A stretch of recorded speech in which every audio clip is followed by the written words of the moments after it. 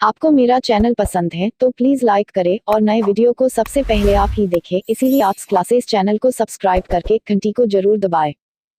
चलिए नमस्कार, आप सभी को आपके ही अपने YouTube चैनल आर्ट्स क्लास के ऊपर में स्वागत है। मैं भारती सर पटना बिहार से। आज हम लोग बात करेंगे 100 अंक हिंदी सिलेबस को लेकर करके। तो यदि आप आर्ट्स से होंगे, यदि आप कॉमर्स से होंगे या फिर यदि आप साइंस के बच्चे होंगे तो घबराना बिल्कुल नहीं है। तीनों स्ट्रीम के बच्चों के लिए ये जो 100 अंक हिंदी है इसका सिलेबस जो है आपका सेम होने वाला है। तो चलिए सबसे पहले सिलेबस की अगर बात कर ले तो आपको सबसे पहले जानकारी होना चाहिए कि हिंदी साहित्य को दो विधाओं में बांटा जाता है। अब एक विधा जो है उसको कहते हैं गद्य, बाकी सभी के ऊपर में चर्चा चलेगी अलग से। आज केवल आपको एक सिलेबस देना है ताकि सिलेबस ध्यान में रख कर करके चैप्टर वाइज ही आप तैयारी करें तो बेटर है। तो ये ध्यान रखेंगे, एक हिंदी साहित्य की एक विधा जिसको गद्य कहते हैं और दूसरी विधा जो है उसको कहते हैं पद। तो ये याद रखेंगे। और आपका जो सिलेबस पूछा जाएगा वो गद्य खंड से भी और पद खंड से भी। तो गद्य खंड से 13 चैप्टर और पद खंड से 13 चैप्टर, यानी कुल जो है आपको इसमें 26 चैप्टर का अध्ययन करना है। ठीक है। इसके अलावे में भी अगर बात कर ले तो व्याकरण से भी आपको ऑब्जेक्टिव्स में भी सवाल पूछे जाएंगे। तो व्याकरण के बारे में, व्याकरण का भी हम सिलेबस अभी देने वाले हैं आपको, लेकिन अभी सबसे पहले दिगंत भाग जो 2 है उसमें जो आपका चैप्टर्स है उसको फोकस करेंगे। तो सबसे पहले अब हम गद्य की बात कर ले। दोनों में अंतर हम अगले वीडियो में बताएंगे कि किस तरह से अगर गद्य को जो लिखेंगे वो केवल लेखक कहलाएंगे और जो पद को लिखेंगे वो क्या कहलाएंगे, तो कवि कहलाएंगे। कौन भारत में पहले आया इसको इतिहास से भी जोड़ करके खूब मजे से आपको पढ़ाएंगे, और कौन बाद में आया और आया बाद में तो क्यों आया। यानी गद्य और पद दोनों के आने और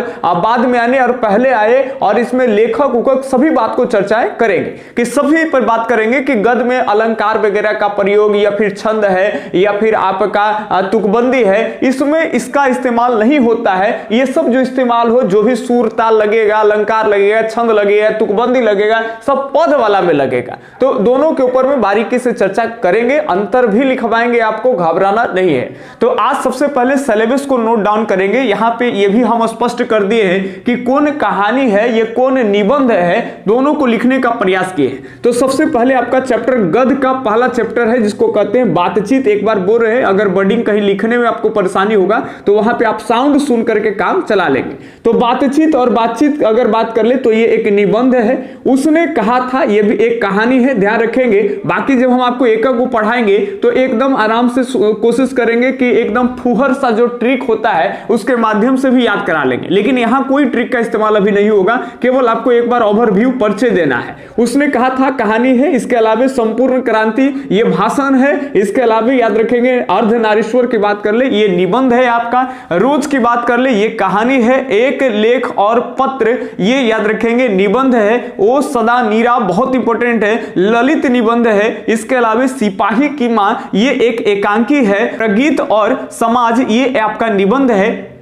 केवल ध्यान से सुनते चलेंगे। जूठन ये आत्मकथा है, हंसते हुए मेरा अकेलापन ये एक डायरी है जी, हंसते हुए मेरा अकेलापन। इसके अलावा तिरिछ जो कि कहानी है, और शिक्षा की बात कर ले तो ये संभाषण है। ये संभाषण क्या होते हैं इन सभी के ऊपर में चर्चा करेंगे जब आपको पढ़ाएंगे। एक भी वर्ड आपको समझ में ना आए ऐसा हो ही नहीं सकता है। हम पूरा प्रयास करेंगे कि सभी चीज को समझाएंगे। आप शायद अगर पहली बार देख रहे होंगे तो आप घबरा रहे होंगे, सर निबंध लिख रहे हैं, ललित निबंध लिख रहे हैं, ये सब हम आपको केवल झलक दिखा रहे हैं और ये सब आपको घबराना नहीं। अगर आज याद अपने से कर लेते हैं तो ठीक है, कोई भी ट्रिक फ्रिक लगा कर करके, और नहीं तो जब हम एक एक चैप्टर शुरू करेंगे तो वहां हम याद आपको करा ही देंगे। चलिए ध्यान सुनेंगे।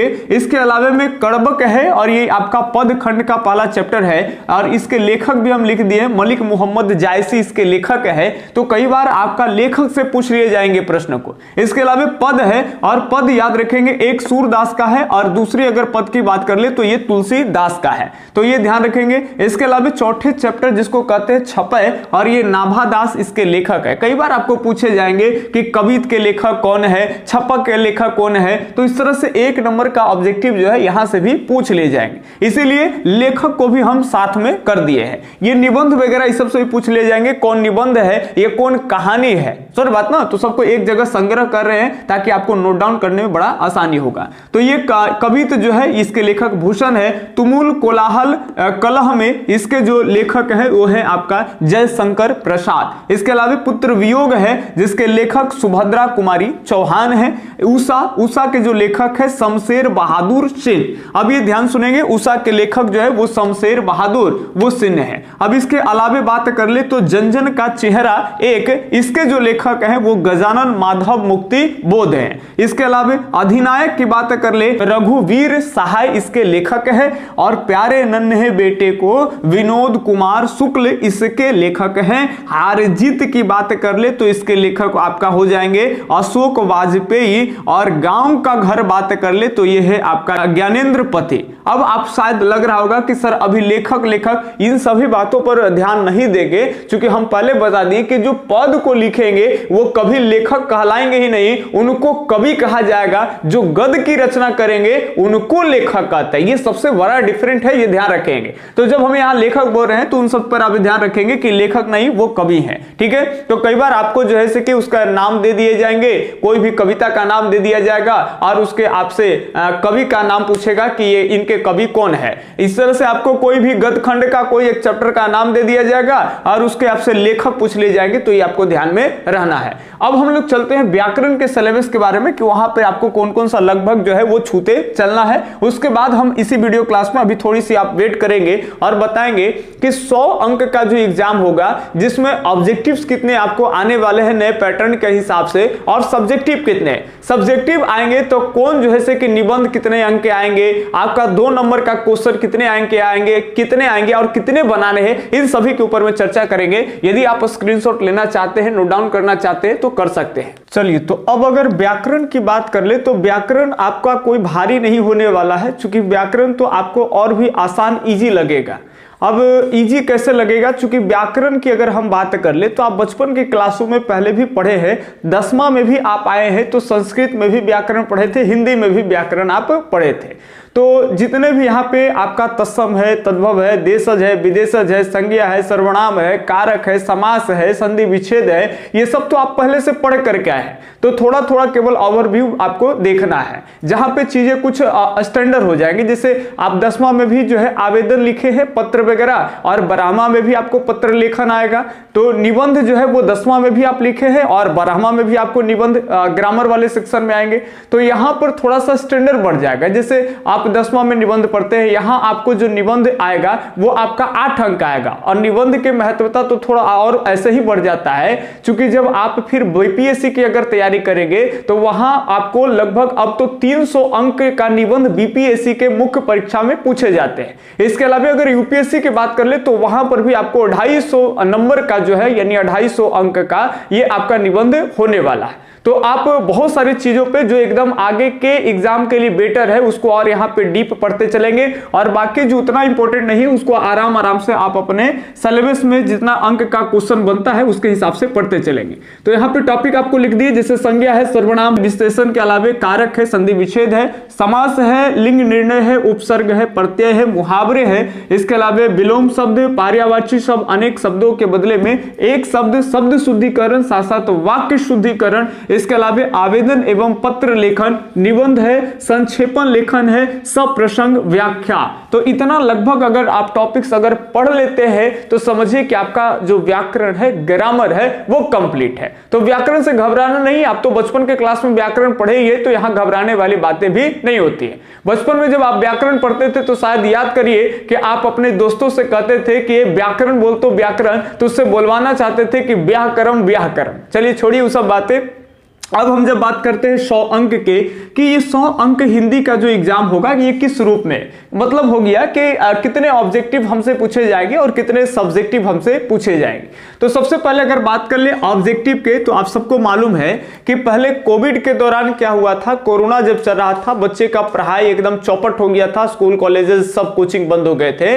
तो उस समय ऑब्जेक्टिव की संख्या बढ़ा दी गई थी। 100 ऑब्जेक्टिव्स आते थे जिसमें से आपको मात्र 50 ही ऑब्जेक्टिव बनाना बनाना होते हैं। तो पर 2 ऑब्जेक्टिव पर मोटा मोटी मान ले तो 1 आपको आना चाहिए, तो वो बड़ा इजी कर दिया गया था, लेकिन अब ऐसा है नहीं। अब ऑब्जेक्टिव की संख्या कर दिए गए हैं 60 ऑब्जेक्टिव की बात कर ले तो ये बुक और ग्रामर दोनों को मिला करके आपको 60 जो है वो ऑब्जेक्टिव सवाल आएंगे, जिसमें से आपको बनाना कितने हैं तो 50 बनाना है। प्रत्येक ऑब्जेक्टिव जो क्वेश्चंस होंगे वो 1 अंक के होंगे, तो 50 आप बनाएंगे तो आपको 50 मार्क्स जो है ऑब्जेक्टिव से मिल जाएंगे। इसके अलावा बच गए आपका 50 अंक जो कि आपको सब्जेक्टिव के रूप में आप कह सकते हो। अब यहाँ पे शॉर्ट क्वेश्चन 1 लाइन का कोई क्वेश्चन नहीं है चूज करने वाला ऑप्शन वाले, तो यहाँ पे 50 के लिए जो सब्जेक्टिव की बात कर ले तो उसका ये रणनीति आपका होने वाला है। जैसे आप देख सकते हैं निबंध ही आप देख सकते हैं कि निबंध जो है आपको 1-2 निबंध नहीं आएंगे, आपको 6 निबंध आएंगे, और 6 में से जिसपे आपको ज्यादा लगता है कि हम अच्छा लिख सकते हैं, जिसपे अपने अंदर के जो थॉट है, विचार है, हम खूब बेहतरीन ढंग से हम रख सकते हैं, तो आप 6 में से 1 चूज करेंगे और बस 1 ही बनाना है। तो 1 निबंध के लिए जो आपको अंक मिलने वाला है वो 8 अंक मिलेगा। आपको 1 ही निबंध बनाना है तो 8 गुना 1 यानी 8 अंक आपको किससे मिलने वाला है, निबंध से। सप्रसंग व्याख्या की बात कर ले तो इसमें आपको 4 आएंगे, जिसमें गद्य और पद दोनों से आएंगे। यहां शॉर्ट में लिख दिए G+P, तो ये गद्य और पद ये दोनों से आपको आएंगे कितने क्वेश्चन तो 4 गो। बनाना कितने हैं तो इसमें से मात्र 2 ही बनाना है, और याद रखेंगे 1 के लिए आपको मार्क्स मिलने वाला है 4 अंक, तो 2 जब बनाएंगे तो 4 और 2 8, ये याद रखेंगे 4 गुने 2 हो गया आपका 8 अंक इधर से मिलेगा।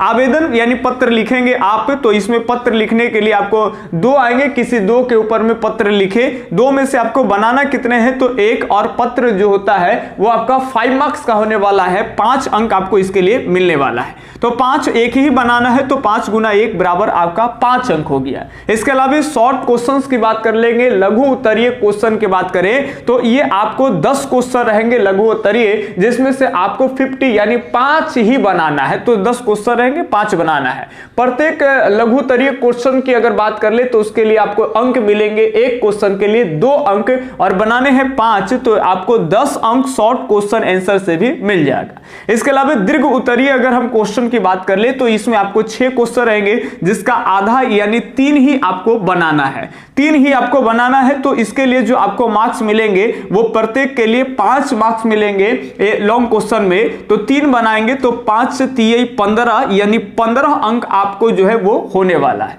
फिर आपको संक्षेपण आएगा, संक्षेपण में आगे बात कर ले तो 2 क्वेश्चन होंगे, जिसमें 1 आपको बनाना है। 1 संक्षेपण के लिए आपको अंक मिलेगा 4, 1 ही बनाना है तो 4 गुना 1 बराबर हो जाएगा आपका 4। तो इतने अंक आपका लगभग 50 अंक आपका सब्जेक्टिव गिरेगा। यहां पे आप जोड़ सकते हैं, कैलकुलेट कर सकते हैं, मोटी आप कैलकुलेट कर सकते हैं। 50 मार्क्स आपका ये सब्जेक्टिव का ये रणनीति होने वाला है। तो ये आपका एक सिलेबस का ओवरव्यू दे दिए कि कौन सा जो है कि आपका कितना अंक का आने वाला है, किसके हिसाब से हम लोग तैयारी एकदम बेस्ट करेंगे। इसके बाद जो आपका फर्स्ट चैप्टर है बातचीत, जिसके लेखक बालकृष्ण भट्ट है, तो वहां से हम आपका फर्स्ट चैप्टर शुरू ना करके पहले तो हम आपको एक डेमो क्लास में जिसमें गद्य और पद के बारे में पूरी बेहतरीन से चर्चा करेंगे, उसके बाद जो है आपका फर्स्ट चैप्टर हम स्टार्ट कर देंगे। तो चलिए मिलते हैं अगले वीडियो लेक्चर्स में, तब तक के लिए धन्यवाद। जय हिंद, अल्लाह हाफिज।